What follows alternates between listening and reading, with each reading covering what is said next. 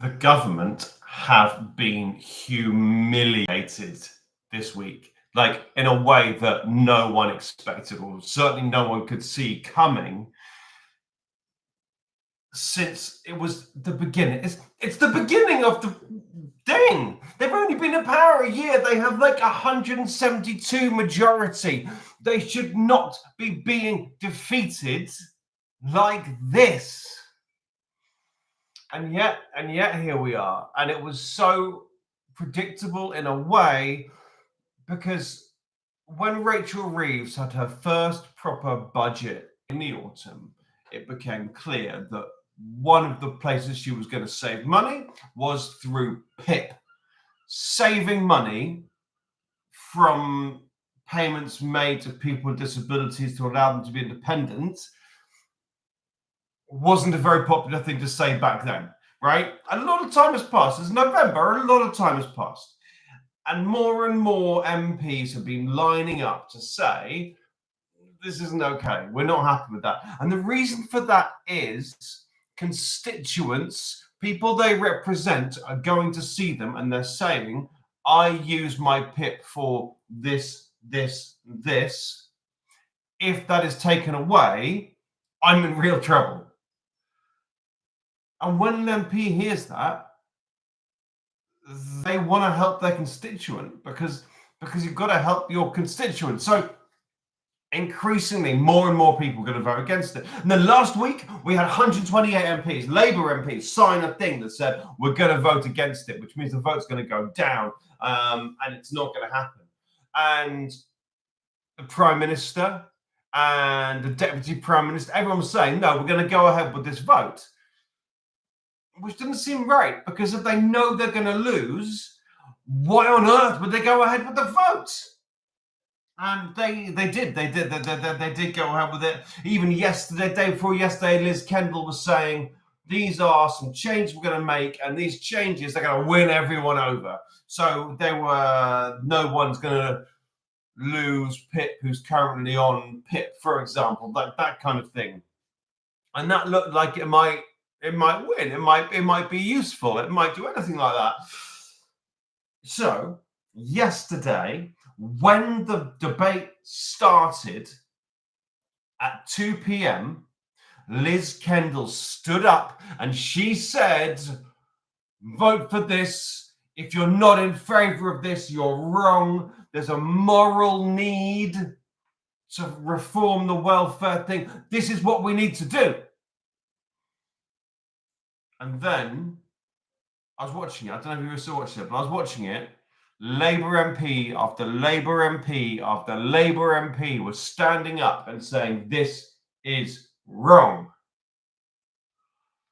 All the independents, like a lot of the independent MPs as well. Jeremy Corbyn was there saying how wrong it was. And the government must have been looking at their ledgers and counting people and saying, we're going to lose this. And they don't want to lose. You cannot lose a vote in the House of Commons if you are the government. Like, not if you're a new government, not if you've got all these votes. So they then said no changes to PIP until after a review led by Stephen Timms. After this review, then we might change it. But the whole minimum of 4 in one category, that's gone. Unless Stephen Timms' report comes back and says that's a good idea, and it won't. That stuff is gone. So the vote comes, and there's nothing about PIP in this bill whatsoever. So the vote comes and it passes. The bill has passed the House, the second reading of the House of Commons. So where are we left? Well, the next stage of the bill are committee stage, and that's going to happen. The Commons going to debate it for 3 or 4 days next week, and then it's done. Then it'll go to the House of Lords, and the Lords will make some changes, but the most contentious stuff is gone. So it's going to travel through, and it'll be law. in the autumn, I'd imagine. But the reason they wanted to change PIP, well, partly they wanted to change PIP because they needed to change PIP because they think the whole welfare system doesn't really work. But also they needed to change PIP to save £5 billion. Also, don't forget, there is also £1.5 billion from winter fuel allowance. And so that's £6.5 billion that they've just U-turned on. But where's that money going to come from now? Because we're not having any more tax rises. Don't forget, they said no more tax rises. Andrew Kerry's asked what the PIP reform's gone, what's actually still in the bill. Good question, Andrew. So there's a few different bits, including the bit they talk about the most is the right to try. So that if you're not in work, you're receiving disability benefits, you can, so not PIP, which is different because that's an in-work benefit, but the universal credit health top-up bit, if you try work out, then you won't be penalized. And when you come back into, if it doesn't work out, if you find that your disability or whatever, for whatever reason, it doesn't work out, you're not risking your benefits when you come back.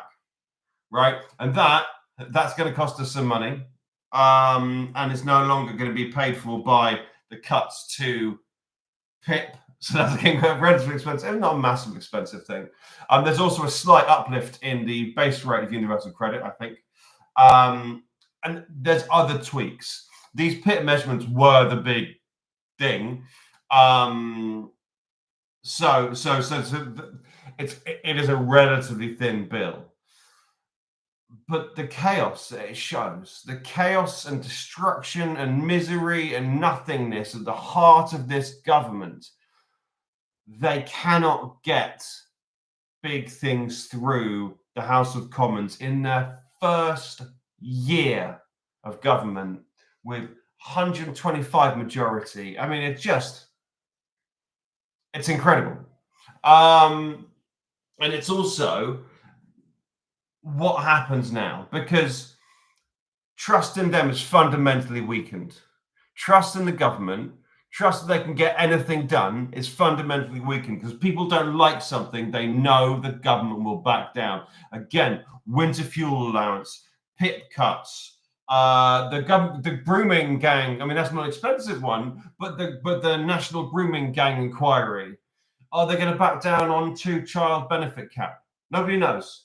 I think they will, but it hasn't happened yet. So we have weak governments who can be pushed around by campaigners and MPs. We have a government who say they're going to really keep tight on the old books, on the old money, and they're not keeping tight on books and money. They are allowing people to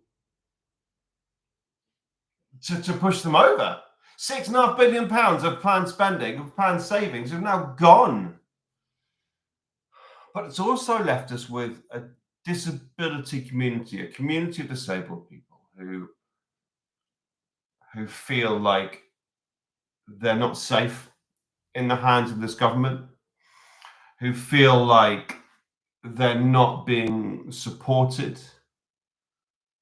You know, because let's face it, these PIP changes made at the last minute. That's no way. That's not because they really care. That's because they needed to do it politically, right? If they cared about it, if it was the right thing to do according to in their minds, they would have done it before. You've also got some changes happening to universal credit still, and they're not happy about those either. It's unfortunate. I don't think we're in a good place with this government. The good news, I think the good news is that the government pressure has come from within the party. So we know where the real opposition is, because we know we see how irrelevant the Conservative Party are right now. They will come back, but right now they're completely irrelevant. Liberal Democrats, I don't really know what they stand for. In Parliament, I think it's different locally, but in Parliament, they're not. I don't know. Reform are there, but they just make a loud noise. So where there is opposition, we see that it comes from within the Labour Party. And we'll see how that plays out over the next few years. It's going to be some interesting times. But this U-turn is a victory. It may not be a complete victory, but it is a victory for disability rights campaigners. And it's a victory for a lot of people who work very hard to stop it from happening. And the government are completely humiliated by it. So yeah, that's that. Have a lovely day, lovely people.